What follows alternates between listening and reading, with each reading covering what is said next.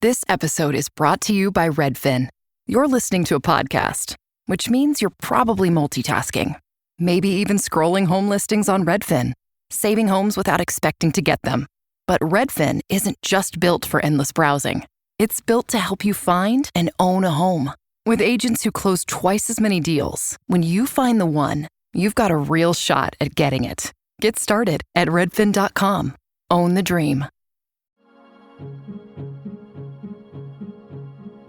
For the News and Observer, I'm Dawn Vaughan, your host for this episode of Under the Dome for the week of Monday, March 20th, 2023. Today I'm here with my politics team colleagues at the legislature, Abi Bajpai, Luciana Perez-Uribe-Ginasi, and Lars Dulder.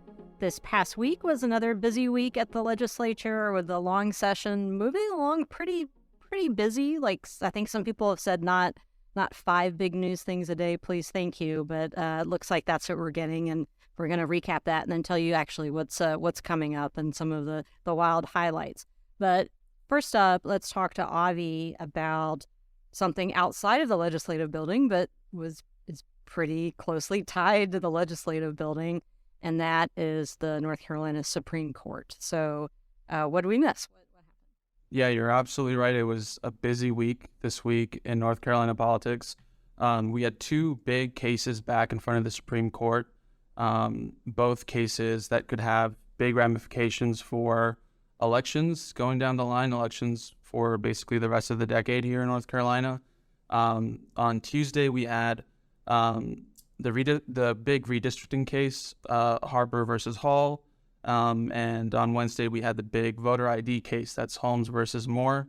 And basically with both cases, you have the situation where, you have an outgoing Supreme Court, Democratic majority on the Supreme Court last year, issuing 2 really big rulings in both of these cases. There are sort of big losses for Republicans. Republicans and Democrats have been fighting in court over both of these topics for a long time now. Redistricting, political maps that are going to be used in elections, and also voter ID. Republicans have been trying to pass a voter ID bill into law, and have it go into effect for more than a decade. And every single time it's bumped up against legal challenges, federal court, state court. So yeah, a very big week at the Supreme Court.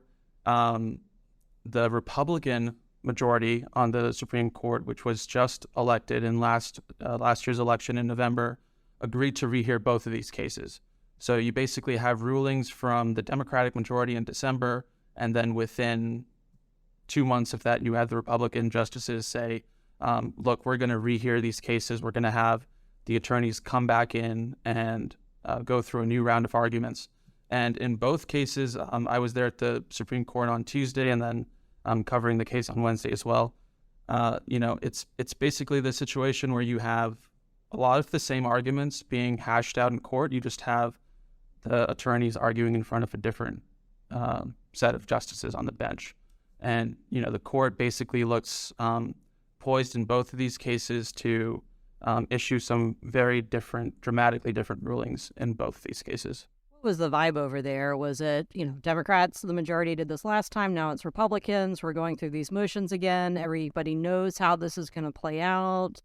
Was there any tension at all? Was it just that you had your turn, now it's our turn because of the power shift?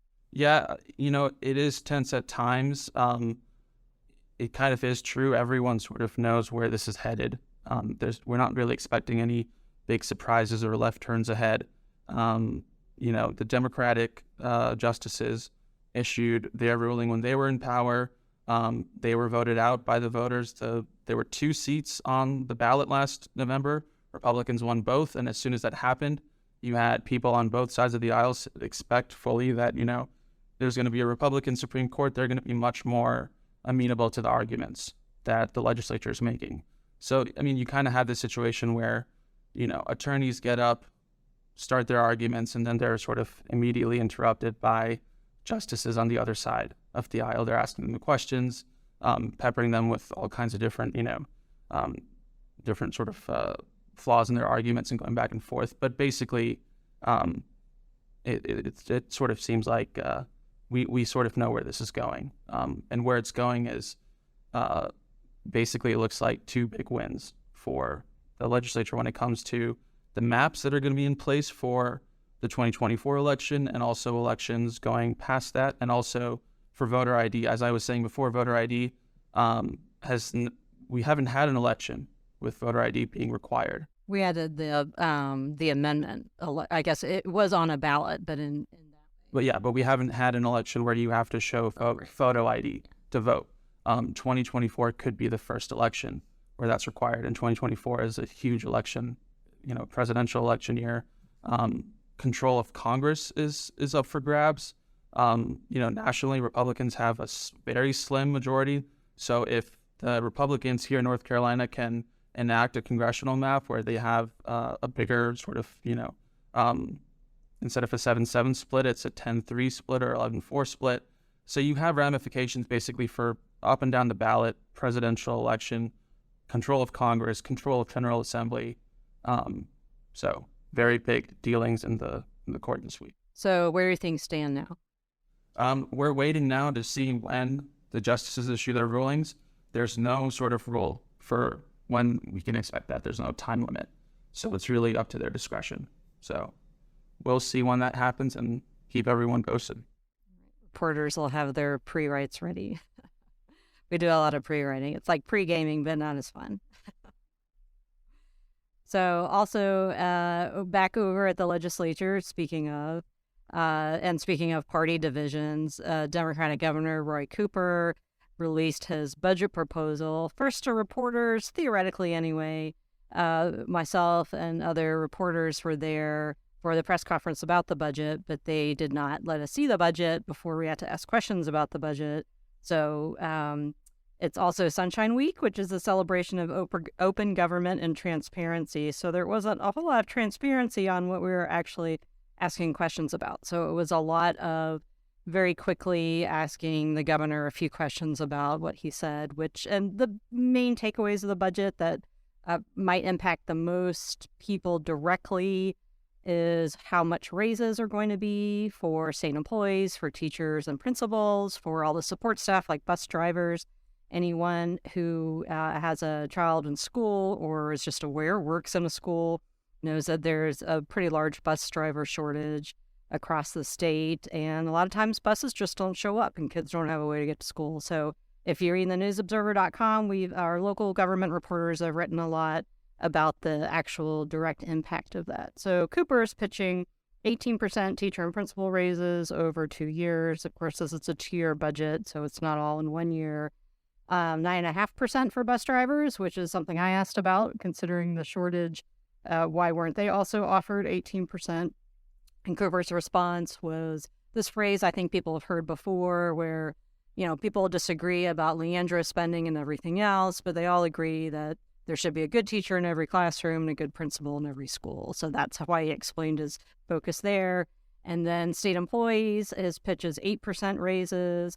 And state employees, I hear from them all the time writing about the budget is, why are we always the afterthought? Why are our raises always less or we get less attention? And that includes from both the Democratic governor's proposal, the Republican written budget, and that's happening again at this level. But Cooper doesn't have the same power that he did before when there were drawn out budget fights. So it's just, it's a proposal. It's what he's asking for, but whether or not they're going to listen, Yeah, you get at what I was thinking, Dawn. Our listeners are probably familiar with the power dynamics in state government.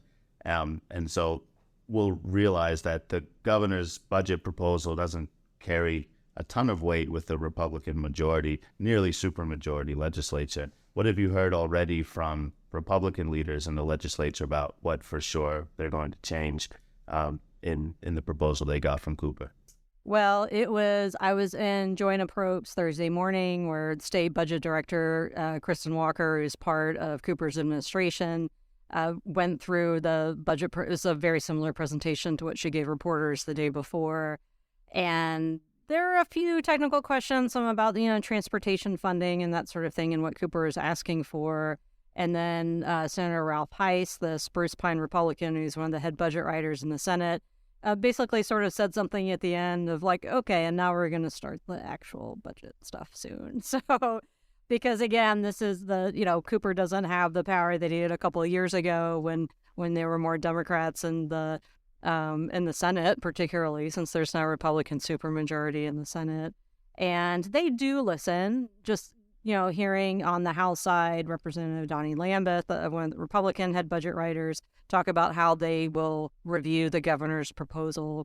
And what's happening this week, as you all listen, is that the House members, since they're first with the budget, are going through, okay, this is what the governor's asking, what's some things that we might be interested in. Of course, we reporters ask Berger and Moore all the time of, did you like anything in it? And I don't think we got any enthusiastic yes they want to do. I believe both of them, both in their statements and to reporters that day and the next day, really likened Cooper to federal Democratic politicians and to states that have Democratic leaders and why they think they don't like his idea, essentially. So maybe we'll see some of it.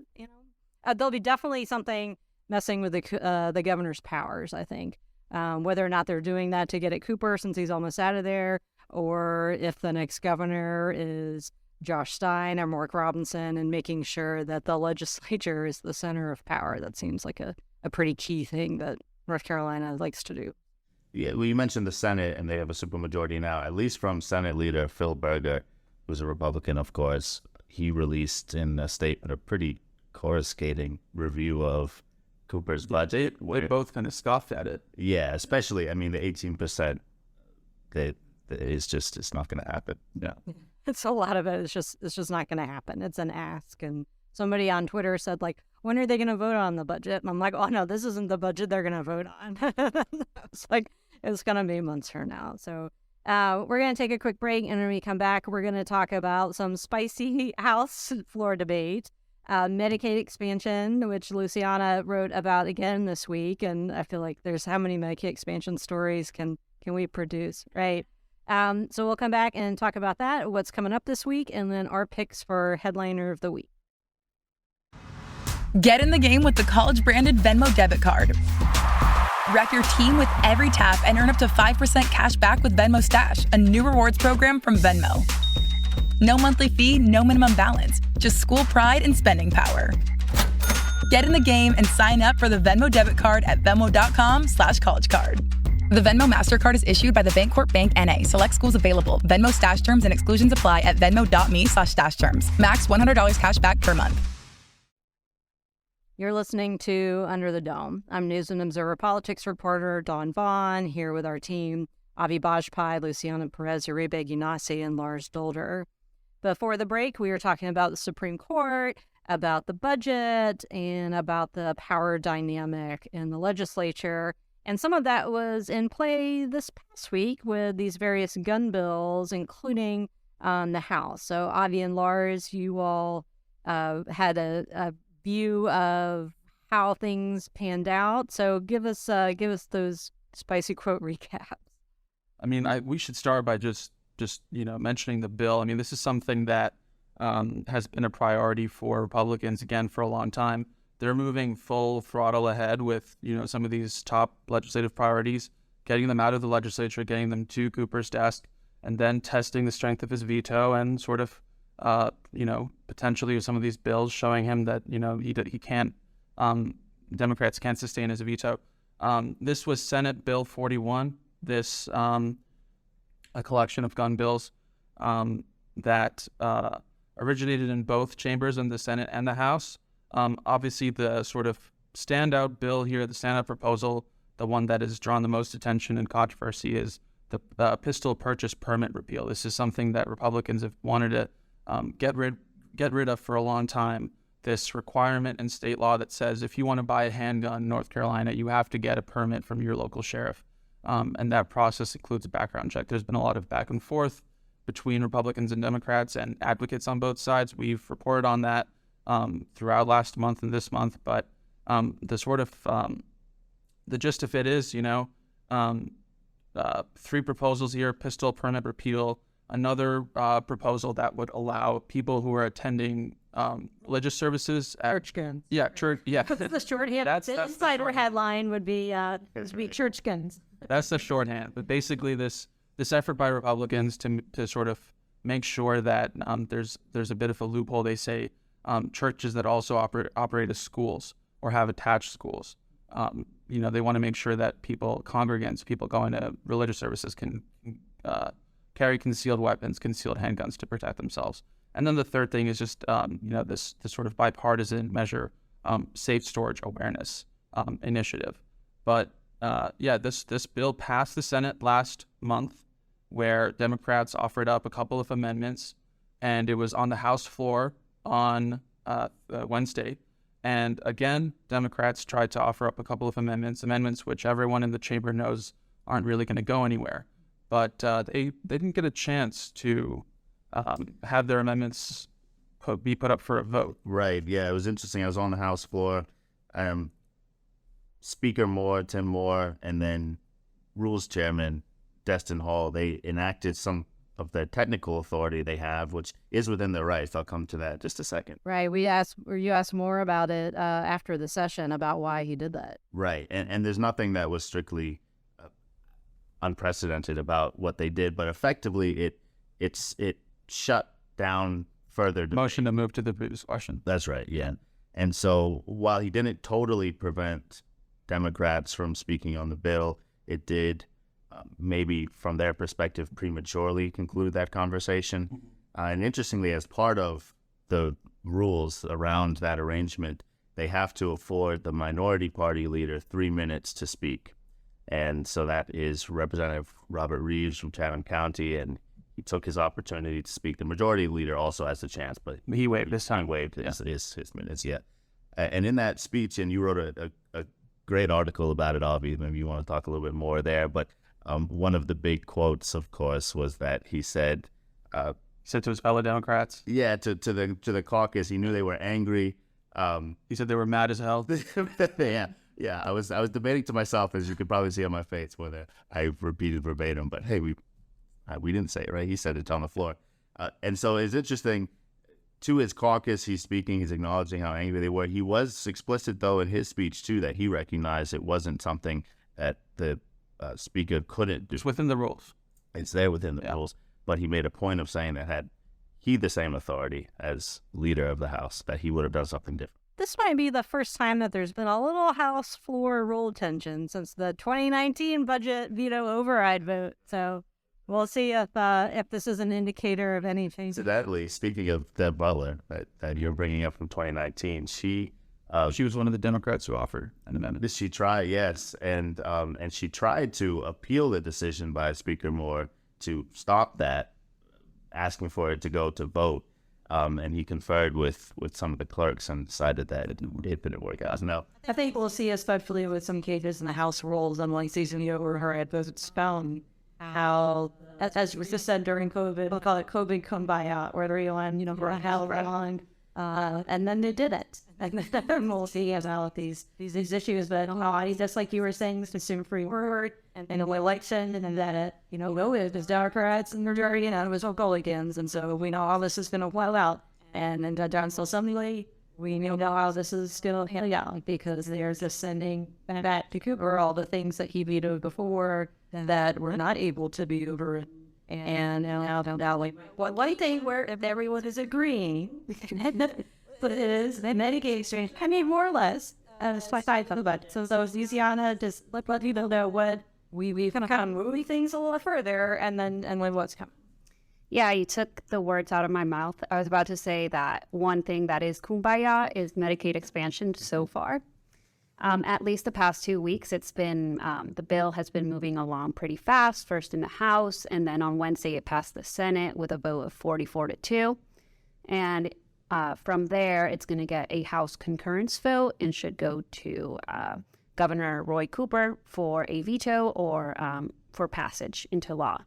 The main sticking point there might be that it is tied to the budget, and so maybe the kumbaya will dissolve at that. We'll see what else is in the budget. I know. I'm looking forward to that's the budget is fun for those kind of. Yeah, it is interesting to wait and see how they leverage that because obviously Cooper has been a major point of his now, already been concluding governorship. He's been waiting for Medicaid passage, and now they could use that to force some other policy through the budget. Sure. I mean, it's a lawmaker told me that, they could put like Disneyland in there, whatever. So it's Cooper. It's like Cooper wants the win, but also if something happened where it didn't happen, if Medicaid expansion didn't happen, what are they going to tell those thousands of constituents in rural areas, which are, majority Republican, a lot of them, when that they can't have health care or the continuation or have the option for that. So it's like on the podcast last week, Republican Senator Vicky Sawyer said that with the whatever abortion legislation, it's not just the bill. If they end up passing a bill this session, that's going to follow you not just to your next campaign, but for the rest of your political career. And healthcare is one of those things too. If it directly affects your constituent, they're going to remember how you voted. And even now, as Medicaid expansion is poised to roll out benefits to hundreds of thousands of North Carolinians, there's actually a risk of many hundreds of thousands losing their current benefits, right? Yeah, so there's kind of a crossover in timeline potentially where expansion has to pass with the budget, and then after that, the federal government needs to approve a start date once expansion passes. And then from there, there's kind of like a 90-day timeline where they approve that, and essentially it'll take a little bit for that to kick into place. And on April 1st, a COVID-19 federal regulation ends, which allowed people to not be disenrolled. So people who are no longer eligible are going to start coming off the Medicaid rolls. And essentially, there's going to be a crossover where people might be disenrolled and then become eligible again if expansion passes. And a lot of the people in that total number where they talk about who expansion could help, I believe, are those that would have the continuation that are already part of the system. And Department of Health and Human Services estimates about 300,000 or so people could be affected by that disenrollment, loss of benefits. All right. Well, we're about out of time. Also, this week, this is what Senate Leader Phil Berger told reporters on Thursday afternoon. So by the time Tuesday rolls around, everything can change. But as Berger is good at saying, it's what he expects. There's never any hard fast. But probably the only Senate votes will be on Tuesday. There's not a lot of else going on. The lawmakers that have bills haven't gotten them back from drafting yet in that process. So the senators may not even be in session on Wednesday, Thursday this week. So we'll find out if that pans out or not. And then, of course, in the House, like you were saying, it'll be the vote on Medicaid expansion. Also in House Committee on Commerce is finally that bill, because for so many weeks, Representative Jason Sain and told me and others that the bill was going to be filed, and then it was finally filed. That would legalize online sports wagering. And the reason there's been a lot of waiting for that is because it lost barely last session, and it was going to happen again. And where's the bill? And so that's kind of the here we are. The bill's here. It's moving through committee. And Zane told me that could get a House floor vote March 28th, maybe around that. So anyway, quickly moving on to headliner of the week. Since we're talking about sports, I'll go first. My headliner of the week is March Madness basketball. Go Hokies. Yeah, all right. The Hokies men already lost in the NIT first game. We don't need to talk about that, but women are number 1 seed in the NCAA tournament, so yay for that. And too bad that UNC didn't think it was important enough to take their NIT spot. So that's my little ACC trash talking. To quote Phil Berger, shot fired. That's right. So there's a lot of one of my favorite things is all like the sports trash talking on the House and Senate floor. It's pretty great. So all right. Well, Lars, what's who or what is your headliner this week? Mine's not as fun. Everyone knows I would think about the banking crisis. Wait, crisis is too strong to say now, but absolutely, there's panic over what's happening. I think it was Friday that Silicon Valley Bank collapsed unexpectedly, and the ensuing chaos has sort of roiled the global financial market. And interestingly, as part of that, Credit Suisse came out saying that they will have to borrow about $54 billion from the Swiss central bank. It's a massive institution. It's another example of of panic and the ramifications that can come of that. And interestingly, it's sort of connected to my headliner there is that Jeff Jackson, now a North Carolina congressman, released a TikTok about it. But I won't get into the details of all of what he said, but it went viral. And so interesting if you want to hear from a Democratic congressman, his take on that. But it'll be interesting to see what happens. He's pretty good at social media. Avi, who or what is your headliner of the week? Yeah, really quickly, I'm going to take us back to the legislature. So we got 911 calls in the kind of really pretty scary situation that House Speaker Tim Moore and Representative David Willis and one of Moore's aides, they were all coming back to Raleigh last month, and they found themselves in this scary situation. They're on the highway, and someone in a pickup truck comes from behind and rams into their SUV a couple of times. It's a scary situation.